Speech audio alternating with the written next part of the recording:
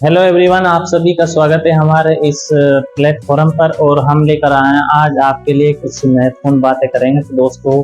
और बातें हमारी स्पेशल इस पर होंगी जो रीट रिजल्ट में देरी किस लिए हो रही है, किस लिए अब तक नहीं आया, और आप फाइनल आंसर की अब तक नहीं आई है, आपत्तियों का पूरी तरह से निस्तारण हुआ या नहीं हुआ, और जितने भी विषय विशेषज्ञ लगे हुए हैं उन्होंने इसमें देरी किस लिए की है, इन सब के बारे में यहाँ पर बातें करेंगे दोस्तों। अगर नए हैं तो चैनल को सब्सक्राइब कीजिए और ऐसे ही हमारे साथ सपोर्ट कीजिए, क्योंकि हम इसी तरह से भर्तियों की लेटेस्ट न्यूज़ लाते रहते हैं। अब फिलहाल में वीडियो की भर्ती चल रही है, राजस्थान पटवारी की भर्ती आ गई है और चतुर्थ श्रेणी भर्ती की चल रही है, और इस तरह से राजस्थान में और बहुत सी छोटी मोटी भर्तियाँ चलती रहती हैं। अगर आप अभी ये इंतज़ार कर रहे हैं कि रीट रिजल्ट कब आएगा, कब हम आगे तैयारी करेंगे, अगर मेरा हो रहा या नहीं हो रहा, इन सब की चिंता आपन के अंदर घुसी हुई है, तो इन सब से आप दूर हटकर एक तरफ लग जाइए, क्योंकि अभी भर्तियों की, कहने का मतलब ये है, अभी भर्तियों की भरमार चल रही है। आप कहीं भी फॉर्म लगाकर तैयारी कर सकते हैं।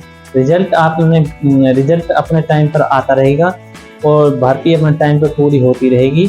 आपने फॉर्म किसी दूसरी जगह पर भर दीजिए, अभी इसका रिजल्ट रुका हुआ है तो रुको रहने दो, कोई दिक्कत नहीं इसमें, अभी फ्री है, ये हो जाएगा, तब भी कुछ नहीं होने वाला इससे।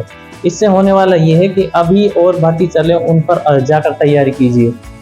रीट रिजल्ट आएगा, ये कन्फर्म आएगा, लेकिन आएगा लेट सेट आ जाएगा, कुछ फर्क नहीं पड़ने वाला। आपने पेपर दिया है, पेपर कर दिया, आंसर की निकाल दी, अब जितनी आपत्ति दर्ज की गई उन पे कितना बोनस अंक मिलेगा।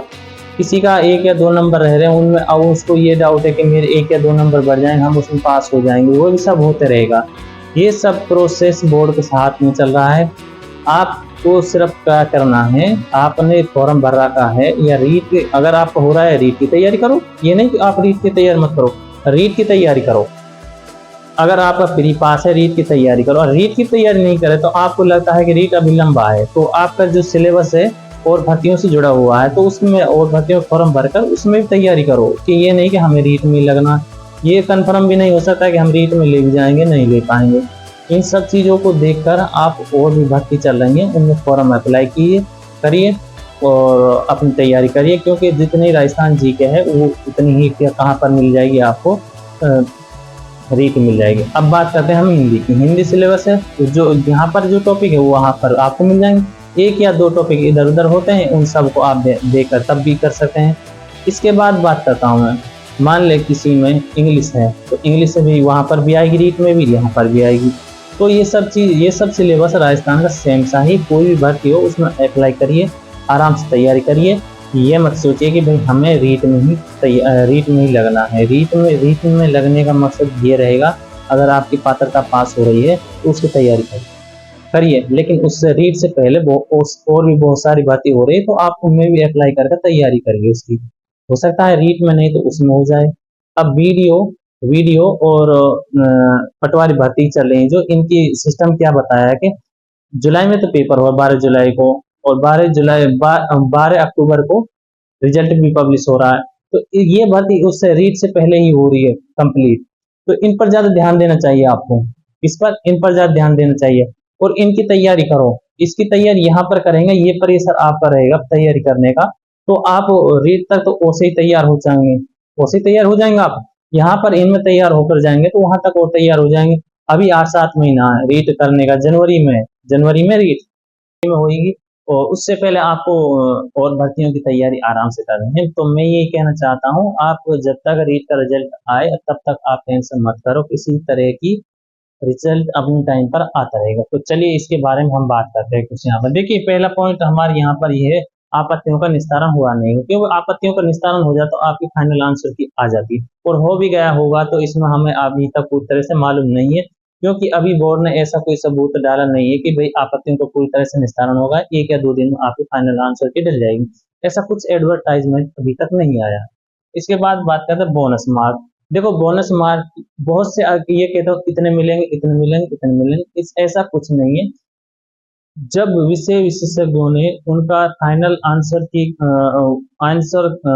का निस्तारण करके तो बोर्ड के साथ अब पेश कर दिएगा, तो एक आपके सामने एक आंसर की निकलेगी, फाइनल आंसर की रीट से पहले निकलेगी। तो उसमें आपको ये मालूम हो जाएगा इस क्वेश्चन पे इतना बोनस अंक मिला है, इन क्वेश्चनों पे इतना बोनस अंक मिला है, किस सब्जेक्ट मिला, किस लेवल में मिला है, इसमें ये भी मालूम हो जाएगा आपको। तो उससे ये पता लग जाएगा बोनस के इतने वह हैं, बोनस के इतने क्वेश्चन है, तो इतना हो सकता है। जो ये कहते हैं ना 8 मिलेगा, 10 मिलेगा, 15 मिलेंगे, ऐसा कुछ नहीं है। 15-15 नंबर के कहीं बोनस अंक नहीं मिलते। देखिए आप भी जानते हैं 1 या 2 3 इतने हो सकते हैं, 4 भी हो जाए, 5 भी, बस इतने हो सकते हैं, इससे ज्यादा नहीं हो सकते। 150 क्वेश्चन है, कोई ज्यादा है नहीं। 1000-2000 की भाई 15-15 तक क्वेश्चन डिफरेंस हो सकता है, हालांकि कोई मिस्टेक हो सकती है।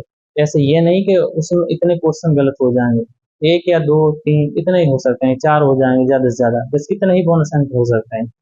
तो उससे क्या है, जो बच्चे अपनी जो कैटेगरी से कैटेगरी में पास होने लायक है, उसमें अगर वो रह रहे हैं 1 या 2 नंबर से, तो उनके लिए क्या है, उनके लिए उससे मदद हो जाती है, और वो मदद हो जाती है तो वो पास हो जाते हैं। तो इसी तरह उसके लिए भी क्या होता है, फायदा होता है। और रही नॉर्मलाइजेशन की बात, नॉर्मलाइजेशन होता है जैसे शिफ्टों में एग्जाम हो रहा है, अगर एक ही शिफ्ट में एग्जाम होगा तो उसमें कोई नॉर्मलाइजेशन नहीं लगेगा। क्या नहीं लगेगा, एक ही शिफ्ट में एग्जाम हो रहा है तो उसमें नॉर्मलाइजेशन लागू नहीं होगा। अलग अलग शिफ्टों में एग्जाम होगा तो उसमें नॉर्मलाइजेशन लागू होता है, उसमें किसी को तो नुकसान हो जाता है, किसी को फायदा हो जाता है, इसमें ये सिस्टम होता है। किसी को तो मिल जाते हैं नंबर, किसी को कट जाते हैं नंबर, ये इसमें सिस्टम लगाता है, एक फॉर्मूला लगाते हैं, उसमें से ये सिस्टम आ जाता है। अब बात करते हैं फाइनल रिजल्ट और कट ऑफ। कट ऑफ का सिस्टम मैंने अभी बता ही दिया आपको। कट ऑफ का अभी यहाँ पर कोई कट ऑफ नहीं होती, इसमें कैटेगरी वाइज पास होता है। जनरल के 90, ओबीसी के 82-83, और SC ST ये 83, और अपने जो और हैंडीकैप हैं और नो PSP वगैरह का है, इन सब के अलग अलग शेड्यूल में दे रखा है।